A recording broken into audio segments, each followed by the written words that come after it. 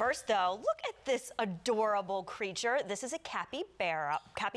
We just talked about that. Capybara. And you, too, can see these close up. That's right, Brianna Holzland, right?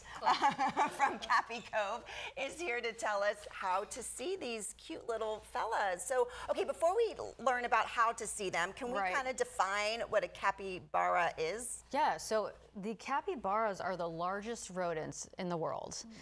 They can hit up to 150 pounds, which is incredible because we think of rodents and we just automatically think of rats, mice, stuff like that. I thought that this is Francis, by the way. This is Francis. Oh, that's my mother's name.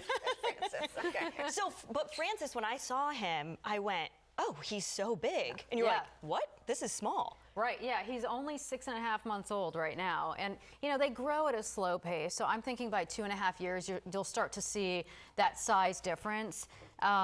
But he's a wanderer, too. He's like, put me down. He's a big, you know, I think he's about 35 pounds right now. And he is, he eats all day, all night, and then he's sleeping. Those are the two things that he does. And you said he's kind of like a dog. Yeah, you know, he gets along great. We have two other ones as well that are part of the experience that we do, but gets along great with cats. We have two Savannahs that just flew in from Kazakhstan. That'll be part of our experience. He does well with them, Maine Coons, dogs. Like I told you guys earlier, he decided to give my golden retriever a little haircut. So he ate the fur off of her tail, which was fun. Poor baby. But yeah, they're amazing animals. And you know, when I got into this, I just did not think that I would really bond with them and really enjoy them as much as I do. But they're incredibly smart. And just to see the way that, I mean, he knows his name, he's potty trained, he knows where the milk's at. He goes straight to the fridge and sticks his nose right at the fridge when he wants his milk. And that's when I go, okay, it's milk time, give him a bottle. So yeah, they're a blast. Yeah. Well, tell me how we can see them because they are set up at the Kawa, right? On Gandhi, you can go see them? Yep, in Tampa. So right now we're doing interactions from 1 to 5 p.m. Monday through Friday, and then Saturdays 1 to 4.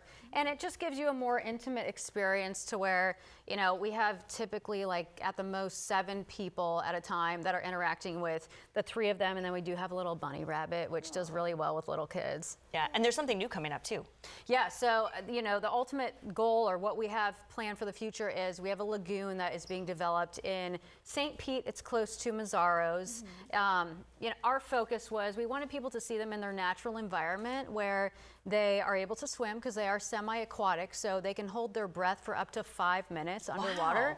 And you'll notice, I don't know if you guys can I think we can see it by his do face. a tight shot here. Yeah. But he has 3 toes.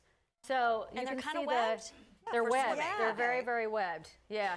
So they need the water. It's very important. They love jumping off of grottos. That's a big part of our development. So it's going to be a mini resort for the capybaras where people can just have that intimate experience. We'll do capybara yoga. It's going to be a blast.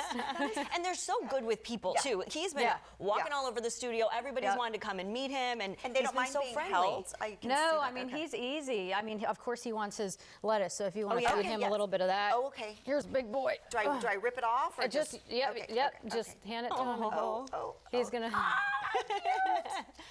He's hungry. How much do you say that they eat a day when he's an adult? As adults, they can eat up to 40 pounds of hay per day. And That's of course, insane. Yeah, it's crazy. You supplement that with, he loves blueberries, bananas.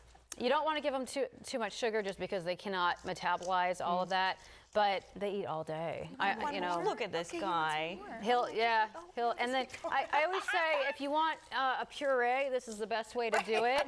He will puree the heck out of that. The little kids that come by and interact with them, they freak out. They go, oh my gosh, we're green everywhere. Yeah. And I'm like, yeah, that's the kale, the dark green. It just That's what happens. goes everywhere. They've really become popular. Why do you think that is?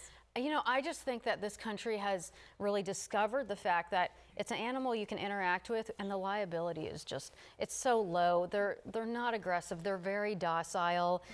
You know, the biggest thing that we tell the kids is they are still on the bottle, so don't put your fingers near their mouths because they may accidentally try and suck on your fingers, and that could result in a little bit of a bite. They do have big teeth, but we have not had an issue, and They're loving. I mean, they truly are loving. So I think that's it. They were popular in Asia, and it's just kind of trickled down over here. Yeah. Good. All right. Well, how do we see them if we want to come by?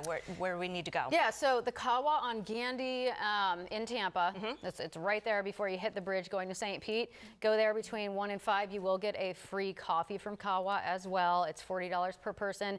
And all of that goes towards our 501c3, which is part of the development of the lagoon in St. Pete. Looking forward to that. Thank Very you so cool. much. Thanks, Frances. You're a doll. Say bye, guinea pig. Thank you.